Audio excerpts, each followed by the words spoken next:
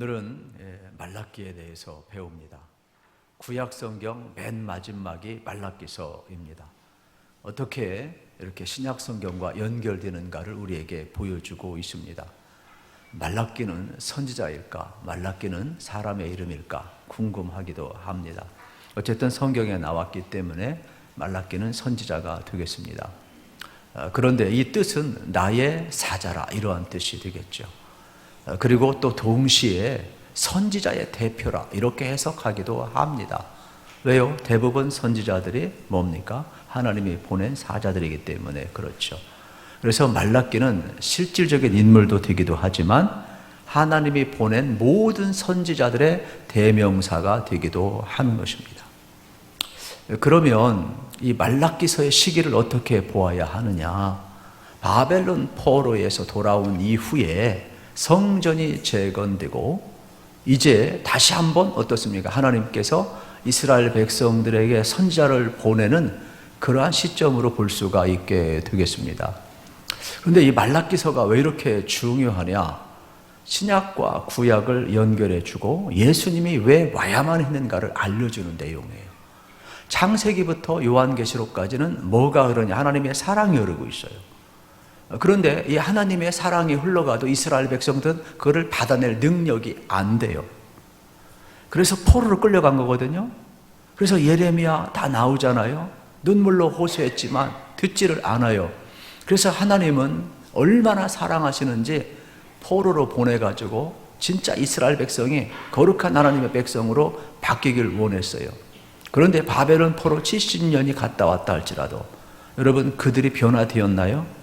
변화 안 된 거예요. 변화 안 된 내용이 뭐예요? 지금까지 학개, 스가랴, 말라기 계속 이어져 왔어요. 만약에 그들이 포로 생활 70년 하면서 변화되었다면 학개, 스가랴, 말라기 필요가 없어요. 그냥 성전 재건하고 하나님 앞에 예배하고 하나님의 공의와 정의가 임하고 언약이 회복되고 그들이 거룩한 예배를 드리고 하나님의 백성으로 살아갔으면 되는 거예요. 문제는 끊임없이 선자를 보냈다는 것은 뭐예요? 그들이 변화된 게 없다는 거예요. 이게 가장 가슴 아픈 거죠. 그래서 말라기서는 하나님이 얼마나 사랑했는가를 보여주는 그러한 내용이 되겠죠. 그런데 이스라엘은 끊임없이 뭐라고 그래요? 언제 하나님 우리 사랑했습니까? 그래서 이 구조 자체는 다 논쟁 구조예요. 논쟁 구조. 하나님이 사랑했다 그러면 이스라엘 언제 사랑했습니까? 너희들 타락했다. 우리가 뭐가 타락했습니까? 싸가지다. 이런 싸가지가 없어요. 네? 성경 읽다 보면 세상에 이러한 하나님 앞에 대꾸가 어디 있어요? 네? 말도 안 되는 구조가 말라기 구조예요. 그래서 하나님의 마음이 얼마나 아픈지 몰라요. 극명하게 드러나는 내용이 말라기서가 되겠죠. 그래서 1절에 만군의 여호와가 이르노라, 보라 내가 내 사자를 보내리라. 여기 사자, 내 사자란 말이 말라기라 말씀을 드렸고, 이걸 대명사로 볼 건지 고유명사로 볼 건지 학자들 간에 약간의 견해 차이가 있어요. 이제 문제는 바벨론 포로에서 돌아와서 성전을 재건한 후라. 주전 515년경이 되겠는데, 이때 누구 앞에서 지금 여러분 연설을 하고 있는 줄 아세요? 말라기가 바사 총독 앞에서 지금 유다 백성들 앞에 연설하고 있어요. 돌아왔으며 어떤 왕 앞에서 한다든지 그게 안 해요. 여전히 바사 나라의 메데 바사, 페르시아가 되겠죠. 통치를 받는 시기에 말라기가 등장하고 있음을 이제 보게 되는 겁니다. 확인하고 싶죠? 8절 봅시다. 8절. 8절에 보게 되면은 뭐가 나와요? 중간 부분에 보면 너희 총독들에게 드려보라 그래요. 왕이 아니에요. 총독. 그래서 이 시기는 주전 515년경으로 이렇게 보게 되고, 아직도 바사 총독이 다스리고 있었음을 우리가 볼 수가 있게 되겠습니다. 그리고 또 하나 중요한 구절인데 그것은 바로 뭐냐? 10절을 보세요. 10절. 뭐라고 해요? 너희 중에 성전 문을 닫을 자가 있었으면 참 좋겠다. 포로에서 돌아와서 성전을 재건하고 성전을 관리하고 성전문을 닫고 성전문을 열고 하나님 앞에 예배할 자가 있었으면 좋겠다. 바꿔서 이야기하면 뭐예요? 성전을 관리할 자가 없어요. 예배 드릴 자가 없어요. 제사장이 없어요. 레위인이 없어요. 관리자가 없어요. 왜요? 다 떠나버렸어요. 왜 떠났을까? 궁금하죠? 이거 이제 느헤미야서를 봐야 되는데, 느헤미야서 이제 12장과 13장의 차이가 되게 커요. 우리는 바벨론 포로 70년에 돌아와가지고 1차, 2차, 3차 돌아오잖아요. 그리고 학개 스가랴를 통하여서 성전 재건을 계속 격려하고 지어왔잖아요. 그리고 그 당시 여러분 이 바사적 페르시아에서 놀랍도록 은혜를 주었는데, 그게 바로 뭐냐면 기환 정책뿐만 아니라 누구예요? 느헤미야를 보내주었단 말이에요. 그러니까 느헤미야는 평신도이면서 그 당시 이방에서 성공한 사람인데 어떻게 되는 거예요? 자기 조국 예루살렘에 돌아와서 성전을 어떻게 해서 성벽을 재건하는 일을 감당을 한 거예요. 그렇다면 성전이 있고 성벽이 있는데 이 성벽을 동시에 재건을 하는데 느헤미야가 여러분 12년 동안 휴가를 받고 왔거든요. 그러면 이방의 왕이 느헤미야가 얼마나 신실했으면 너희들의 신을 섬겨라, 가서 성전도 회복하고 성벽도 회복하고 군대도 보내줘요, 재산 재정, 무슨 일 하려면 돈 없이 안 되잖아요. 재정도 다 보내줘요. 12년 동안 했단 말이에요. 어렵게. 그리고 와서 52일 만에 막 성벽을 재건했단 말이에요. 그리고 어느 누구도 페르시아에서, 특별히 이제 바사왕이 되겠죠, 페르시아에서는 느헤미야가 돌아오리라고 아무도 생각을 안 해요. 생각해 보세요. 예루살렘 출신이, 아무리 이스라엘이라도 예루살렘 출신이 자기가 지금 입신양면 성공해서 자기 땅으로 갔는데 12년 동안 휴가 받아가지고 있는데 거기서 정착하고 나머지 노후 보낸다고 생각하지, 누가 느헤미야가 페르시아로 돌아온다고 누가 생각을 하겠어요? 그래서 깜짝 놀랐어요. 약속대로 느헤미야는 어떤 사람이야? 칼 같은 사람이야. 자기 한 말 책임지는 사람이야. 돌아갔어, 페르시아로. 그러니까 페르시아 왕이 놀래버린 거예요. 그래가지고 뭐라고 그래요? 여봐라, 거기 사람이 없느냐? 왕들은 항상 신하가 대기하거든. 왜 사람이 없어? 항상 있지. 근데 항상 폼 잡아. 여봐라, 걔 사람이 없느냐? 이게 왕이에요, 왕이에요. 항상 대기하고 있거든. 이야, 내 충성스러운 신하 느헤미야가 돌아왔다. 상을 차려라, 풍악을 올려라. 그래가지고 해포를 쫙 풀어요. 느헤미야가 얼마나 신실했으면 이방 땅에서도 전기한 자로 쓰임을 받아요. 근데 1년간 페르시아에 있다가 왕이시여, 제가 아무래도 안 되겠습니다.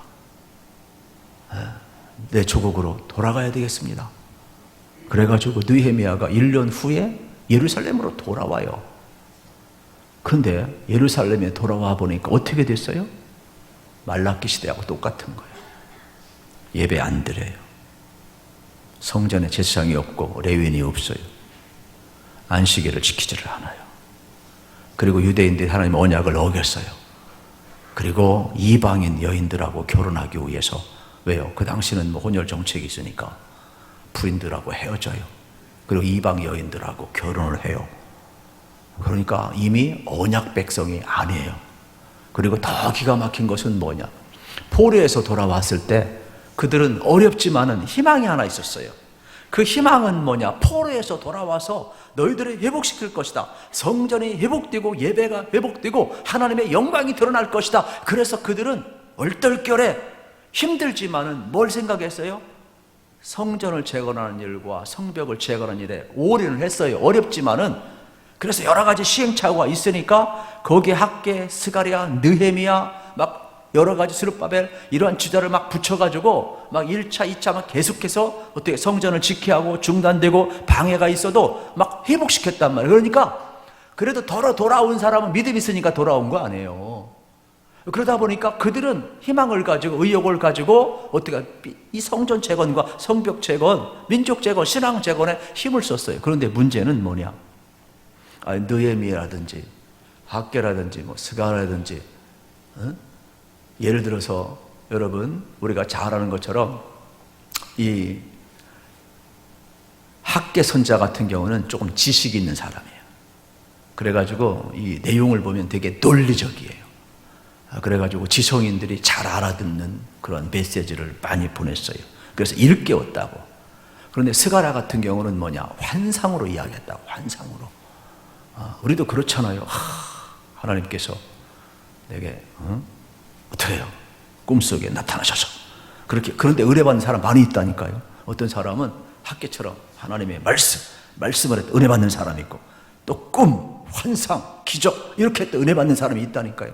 그래서 하나님이 약한 것 다 아셔가지고 학계도 보라고 스가랴도 보내는 거라고요. 저는 둘 다 좋아하는 사람이에요. 둘 다. 우리 교회는 둘 다 좋아하기를 축복합니다. 그런데 지금 말라기는 직선적인 사람이야. 말라기는 빙빙 돌리질 않아. 여성들처럼 자기 좋아하는 마음 표현도 못해가지고 그냥 빙빙 돌리고 편지를 써도 무슨 내용인지 몰라. 하루 종일 얘기해도 무슨 얘기인지 몰라. 빙빙 돌려 그냥 빙빙 돌려 그냥. 우리 남자들은 어떻게 해요? 그냥 사탕도 확 깨물어 먹어 그냥. 직선적으로 이야기하는 거. 누가 이게 말라기예요? 직선적으로 이야기하는 거. 말라기. 그런데 여러분, 이스라엘 백성들이 문제는 뭐냐? 느헤미야가 페르시아로 돌아갔었을 때 그들은 마음속에 가지고 있던 희망마저 놔뒀어요. 에이, 그렇지. 성벽을 52일 만에 그토록 막 재건하고 희망을 가졌었는데 느헤미야가 또 약속대로 페르시아로 가니까 그렇지 뭐. 또 문제는 뭐냐? 성전을 재건하고 성벽을 재건했어도 예루살렘이 옛날에 풍요가 없어. 그들은 돌아오면 하나님이 그냥 어떻게 하는 거예요? 짠! 하고 그냥 나무도 잘 자라고 곡식도 잘 자라고 위세도 다 물러가고 질서도 잡히고 평화의 도시가 되고 먹을 것 입을 것 마실 것이 풍성할 줄 알았는데 무슨 놈의 풍성함이 어딨어. 예루살렘 거리에 여전히 기근이 있고 여전히 고통스럽고 여전히 힘들고 폴에서 돌아오는데 뭐가 있어요. 그래가지고 이들은 자기들 기대하고 너무 현실이 다른 거예요. 그래서 어떻게 하느냐, 이 판박이 했다. 이건 뭐냐, 나의 집 고치는데 나의 집을 세우는데 더 먼저 올인을 하게 된 거예요. 하나님의 전하고 상관없이. 그러다 보니까 결국은 어떻게 되는 거예요? 나 먹기도 살기 어려운데 무슨 놈은 11조라고 무슨 놈은 감사를 해. 그래서 하나님 앞에 드리는 거 형식은 있으니까 저는 것, 병든 것 이런 거 드려버린 거예요.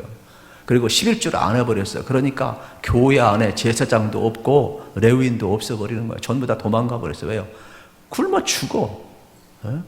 원래 11조나 감사나 이런 거는 성전을 운영하고 거기에 제사장과 레위인들을 어떻게 하는 겁니까? 생활을 공급해주고 이걸 성전을 유지하기 위해서 비용으로 우리가 하나님께서 열의 하나를 구분해서 드리게 했거든요. 그래서 다른 지파에게는 땅 분배를 하고 레위 지파에게는 분배를 안 했단 말이에요.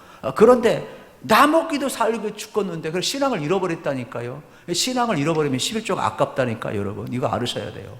그래서 완전히 황폐해야. 그리고 더 느헤미야까지도 갔는데 우리와 함께만 으쌰으쌰했던 느헤미야까지 갔는데 무슨 놈은 우리에게 무슨 희망이 있겠느냐. 그래가지고서는 자기 살기 바빴어요. 그러니까 생각해 보세요. 예배도 안 드려. 찝찝하니까 11조 드리는데 좋은 건 다 자기가 먹고 저는 것 병든 것만 드려. 그리고 또 생활도 뭐예요? 언약은 파기하고 이방 여인이 좋아. 그래서 자기 부인을 버려. 그리고 이방 여인하고 결혼해. 여기까지도 이해간다 지금 말은 이해 안 되지만은 더 큰 문제는 뭐냐? 이방 여인을 택하였을 때 그들이 섬기는 우상까지 가정에 들고 들어온 거예요. 야훼 신앙을 버린 거예요.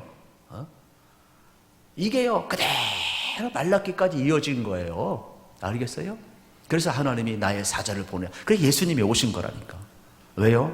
예수님이 오셔서 우리를 구원하시고 예수님이 오셔서 공의로 다스리시고 예수님이 오셔서 뭐예요? 치료하는 강성, 의로운 은혜를 선포하고 강선을 바로 우리를 치유하시기 위해서 오신 거라고.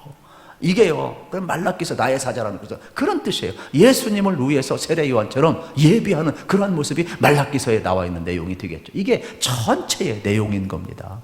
그러면서 구조가 뭐냐면은 이런 거죠. 6가지 질문과 대답이에요. 이스라엘 백성들은 이 하브르타가 있어요. 교육법이 있어요. 질문하고 대답하고. 우리는 밥 먹을 때 뭐라고 그래요? 말하면 부정탄다 그래가지고 어디 어린 앞에서 말도 못하게 했다고. 그런데 복음이 들어간 가정은 식탁 앞에서 부모와 자녀와 대화를 많이 하죠. 우리는 뭐 그냥 성질도 급하지만은 밥을 되게 빨리 먹잖아요. 왜요? 빨리 먹고 그 침묵을 깨고 도망가야 되니까. 그런데 이스라엘은 그렇지 않아. 이스라엘은 이 하브르타 교육이 있어가지고 질문하고 대답하는 거예요. 서로 계속 웅성웅성. 도서관도 그래. 우리나라 도서관은 떠들면 옆 사람이 눈치죠. 저 사람 예절도 없다고 조용히 하라고 이러거든요. 이스라엘 도서관 가보세요. 다 둘이 책 펴놓고 대화해요. 다 대화해. 1대1 대화해. 도서관이 조용한 데가 어딨어? 우리나라처럼. 전혀 아니에요. 이러한 구조로 이루어졌어요. 그래서 6가지 하나님이 먼저 대화를 해요. 내가 너희 사랑했다. 그럼 이스라엘 백성 언제 사랑했습니까? 너 죽을래?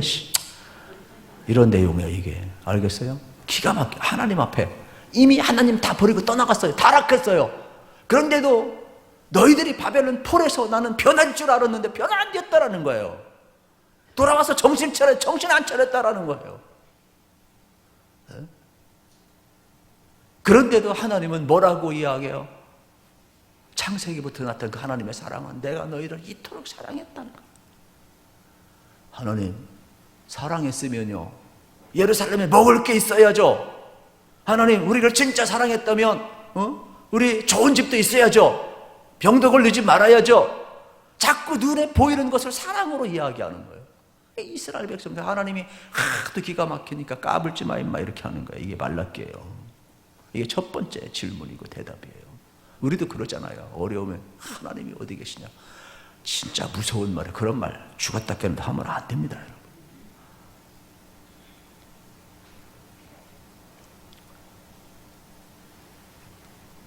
두 번째로 하나님은 이렇게 이야기하면 너희들은 나에게 참된 제사를 안 드린다. 그러니까 이스라엘 백성이 이야기하는 거예요. 하나님 우리가요 항상 안식을 지켰는데요 우리가 왜 안 지켰다고 생각을 하세요? 우리 거룩한 제물 드렸는데요. 하나님이 이야기하는 거예요. 야 너희들 총독한테 니들 드리는 거 한번 갖다 줘봐.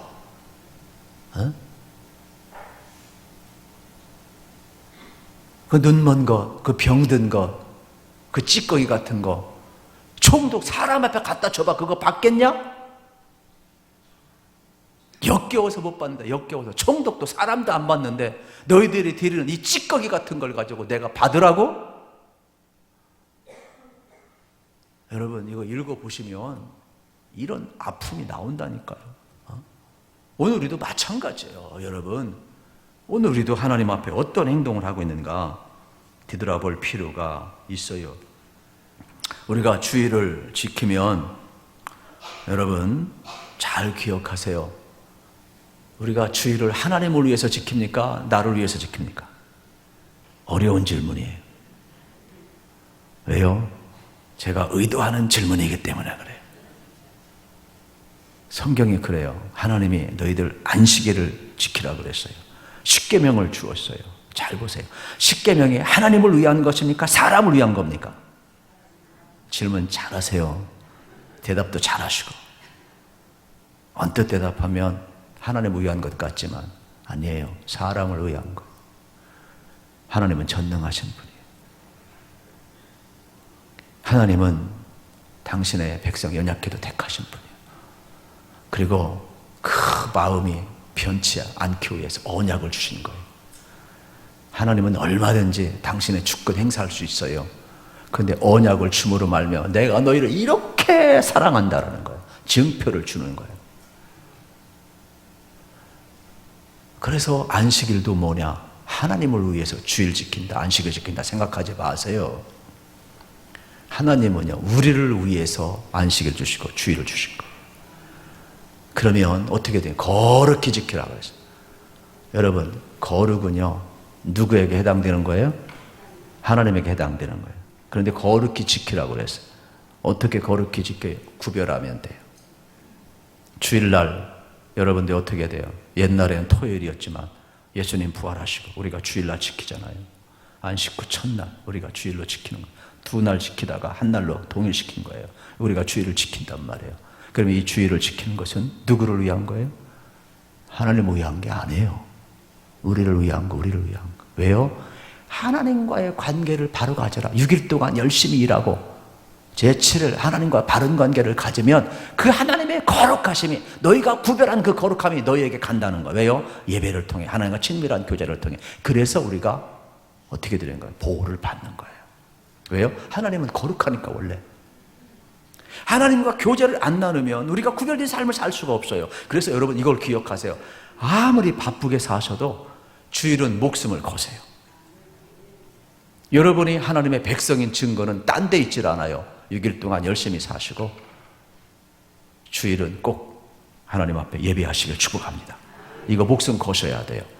그 사람이 거룩한 사람이에요. 그 사람이 예배예요. 그 사람이 믿음의 사람이에요. 그 사람이 하나님의 사람인 거예요.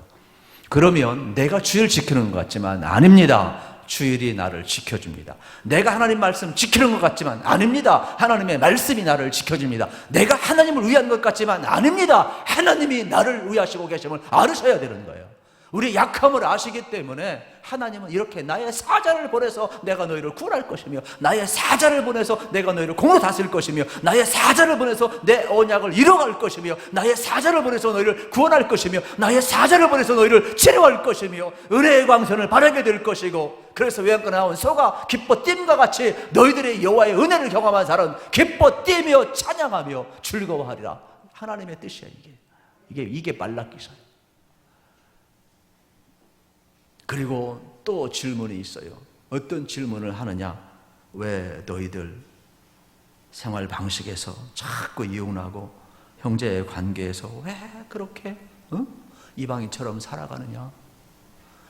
우리가 언제 그렇게 했는데요? 이게요, 느헤미야가 들어갔을 때 기가 막힌 내용이거든요. 그런데 이게 말라기까지 쫙 이어지는 거예요, 여러분. 별 차이 안 나요. 그거 알으셔야 돼요. 오늘 우리도 마찬가지예요. 여러분 잊지 마세요. 주 안에서 여러분들 서로 사랑하시면서 믿음 잘 지키시고 여러분 살아가시기를 축복합니다. 그 다음에 이제 네 번째 질문은 뭐냐? 하나님이 돌아오라고 그랬어요. 근데 이스라엘 백성들이 뭐라고 이야기하느냐면, 하나님, 우리 하나님 떠난 적 없는데요? 하나님이 또 이야기, 까불지 마 임마. 너 마음에서 떠났잖아. 삶에서 떠났잖아. 어디가 내 백성이라고? 여러분 우리도 그렇잖아요. 그래서 하나님은 돌아오라는 거야. 돌아오라는 거야. 기가 막힌 내용 아니겠어요? 다섯 번째 질문, 11조 문제예요. 하나님 11조 제대로 드리라 그랬는데 뭐라고 그래요? 우리가 언제 11조 안 드렸습니까? 봐라, 느헤미야가 와서 보니까 느헤미야가 안 올 줄 알고 전부 다 자기 살기 바빴어요. 성전 문 닫을 자도 없었어. 그러니 거기에 무슨 제사장이 있어요? 레위인이 있어요? 11조도 안 바치는데 성전 운영이 안 돼요. 결국은 그게 영혼의 피폐함으로 이어지는 것이죠. 하나님이 제사장을 통해 레위인을 통해서 하나님이 복을 주시고 그들의 신앙의 회복되 언약을 지키게 하고 거룩되게 하고, 그래서 땅에서 복을 받게 해야 되는데 하나님과의 관계를 깨버리고 자기 힘으로 살아가려고 하니까 어떻게 되는 거예요? 쑥대밭 되는 거예요. 이걸 봐라. 성전에 문 닫아조차 한 사람도 없이 폐허가 된 이 땅을 좀 보아라. 이게 느헤미야부터 계속 이어지는 내용이 되겠죠. 그러니까 사람이라는 거는요, 이게 어떤 참, 이 바벨론 포로 70년을 통해서 바뀌었으면 참 좋은데 이게 안 바뀌는 거예요. 그래서 우리는 달마다 은혜가 필요해요. 달마다 은혜가 필요해요.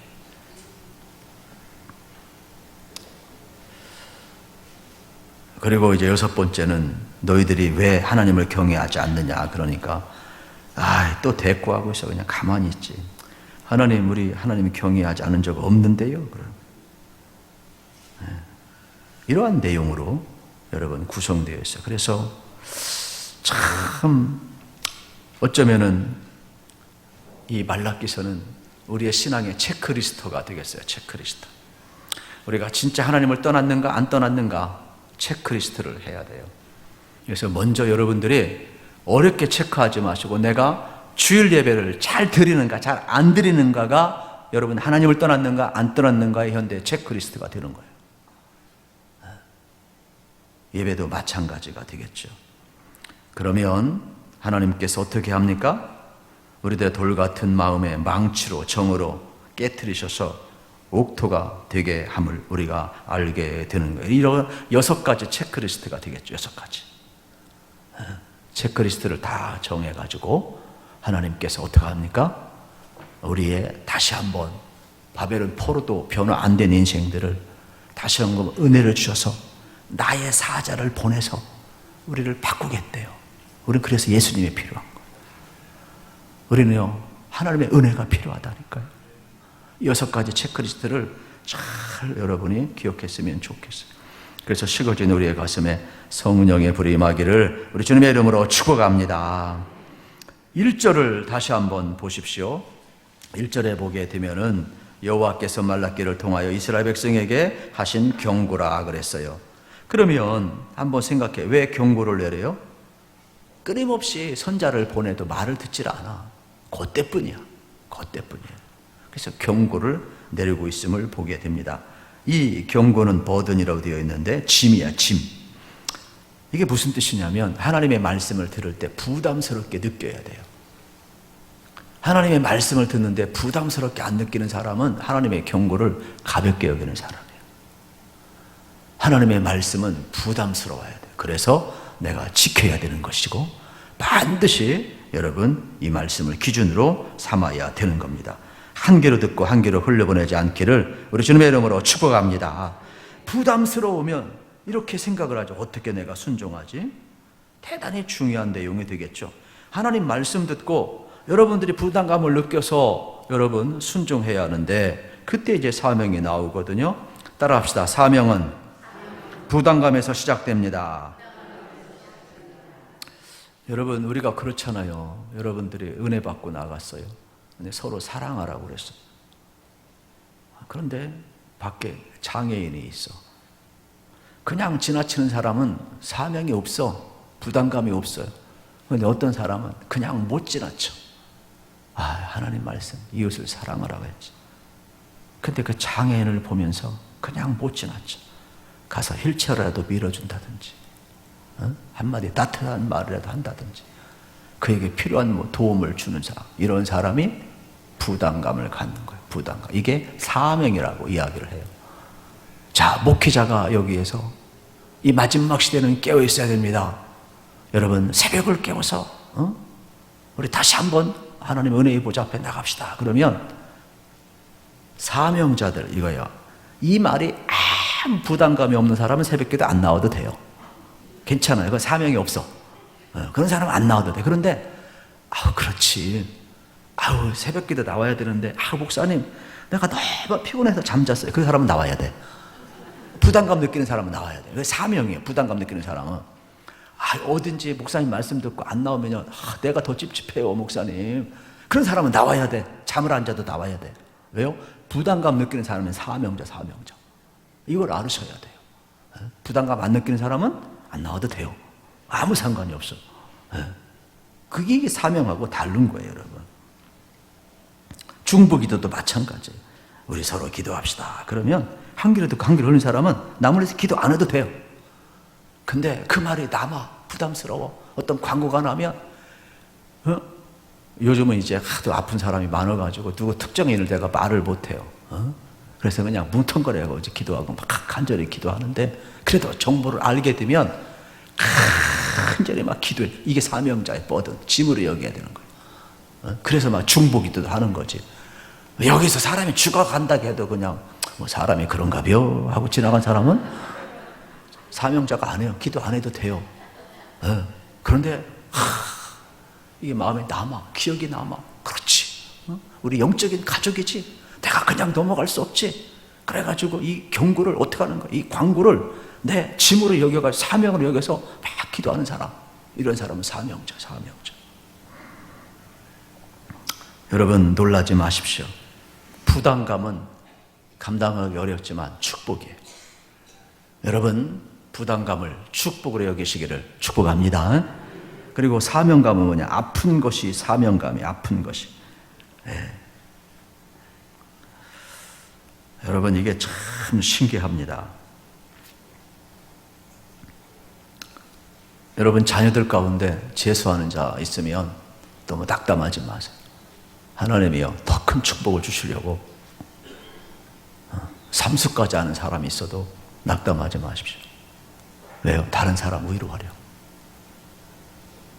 선거 이제 조금 있으면 국회의원 되는데 꼭 당선된 사람만 좋은 거 아니에요. 떨어진 사람도요, 하나님 앞에 돌아오면요, 크게 쓰임받아. 왜요? 떨어진 사람 위로하려고. 여러분, 아픈 사람, 안 아파본 사람이요, 아픈 사람한테 가서 신방하면 별로 위로가 안 돼요. 아파본 사람이 가서 위로하면은요, 자기가 아프든 가족이 아프든 피눈물 흘려본 사람이 입원한 사람한테 가서 한마디만 해도요, 위로가 돼요. 동병상련 위로가 된다니까요. 내가 가정 사는데 이상한 남자 만나가지고 맨날 힘들게 사는 부인들이요, 너무 낙담하지 마세요. 그 아픔이요, 위로가 되고 사명이 돼요. 왜요? 내 아픔 이야기하면 아파하는 사람들이 얼마나 위로가 되는지 몰라요. 그래서 헨리 나우에는 뭐라고 그랬어요? 상처 입은 치유자라고 그랬어요. 내가 받은 상처는 사명자, 사명. 저는 여러분들이 아픔이 아픔으로 끝나지 말고 사명으로 전환되기를 축복합니다. 그래서 여러분보다 더 아파하는 자들을 위로하는 사명이 있어요. 내 아픔을 이야기할 때는 아파하는 자들이 얼마나 위로받는지 몰라요. 그래서 여러분들 아픔을 사명으로 여길 수 있기를 간절히 소망을 합니다. 그리고 사명은 뭐냐? 잘하는 것이 사명이라고 이야기를 합니다. 참 그렇습니다. 여러분, 저는 지금 아마 부교육자 지금 하라고 그러면 아마 잘 못할 것 같아요. 우리 때는 어떻게 했나 몰라. 요즘 부교육자들은 팔방미인들이야. 전사님들 보세요. 팔방미인. 코로나 때 우리 부목사님들, 전사님들이 안 도왔으면 어떻게, 영상 어떻게 했겠어요? 팔방미인들이, 은사들이 많아요. 잘하는 게 은사, 잘하는 게. 찬양도요, 잘하면 은사예요, 은사.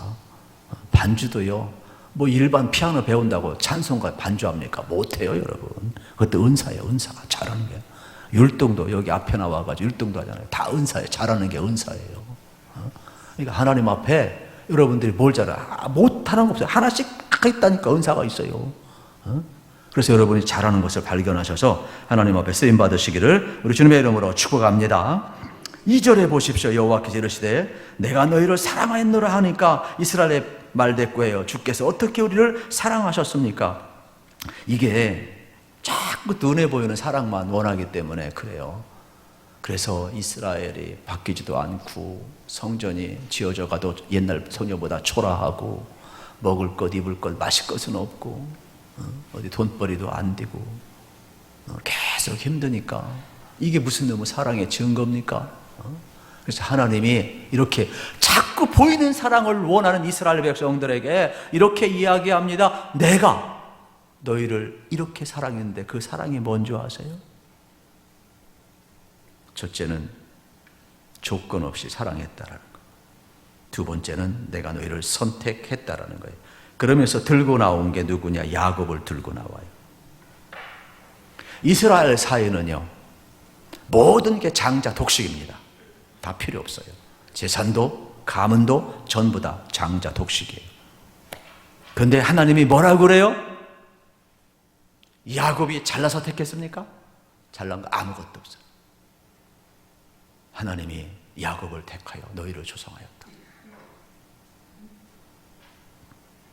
놀라운 말씀이 조건 없는 사랑을 이야기해요. 세상 법 따른 게 아니에요. 장자 법 따른 게 아니에요. 은혜의 법을 따라서 내가 너희를 사랑했다. 이러한 내용이 되겠죠. 또 하나 2절에 보게 되면은 뭐라고 해요? 선택했다 이야기하면 선택했다. 여러분, 만세전에 우리를 택하시고 여러분 생각해 보세요. 하나님 우리를 택하셨고 우리를 구원하셨어요. 그러면 다 되는 겁니까? 아니에요. 구원받은 자처럼 살아가야 되는 거예요. 그래서 어떻게 하느냐? 택함 받은 사람에겐 언약을 주어서 그 언약을 지키게 하고 훈련하게 해서 강한 하나님의 백성으로 십자가의 군사로 살아가게 하는 거예요. 국가대표 선수가 뽑혔어요. 그럼 뽑힌 사람은 어떻게 돼요? 피땀 흘려 훈련을 해야 돼요. 그 훈련을 고생이라고 하지를 않아요. 당연한 훈련이라고 생각을 하지. 저도 그렇고 여러분도 그렇고 하나님의 은혜를 받았어요. 구원을 받았어요. 그럼 우리가 영적 싸움을 하는 걸 고생이라고 여기면 안 돼요. 여러분 하나님의 백성으로 당연히 훈련받고 구별된 삶을 살고 여러분 하나님 앞에 영광 돌리며 살아야 될 줄로 믿습니다. 우리를 이 길을 지금 걸어가고 있음을 알으셔야 되겠습니다. 그래서 훈련은 최고의 영광으로 아는 것이죠. 최고의 사랑이 뭐냐? 선택한 거예요. 저는 늘 감사합니다. 하나님 앞에. 하나님이 선택하지 않았으면 수많은 사람이 있는데 날고 계신 사람이 얼마나 많아요. 우리 택해준 것 감사해요. 아멘? 괜찮아요. 수많은 남자가 있는데 나 같은 남자 하나 택해가지고 사는 김아무개 하시지 않겠다. 제가 감사해야죠. 뭐. 여러분도 마찬가지 집에 가서 감사하세요. 왼수 덩어리를 사랑하시기를 축복합니다. 사랑하셔야 돼요. 사랑하셔야 돼요. 원수를 사랑하라 그랬죠. 사랑하셔야 돼요.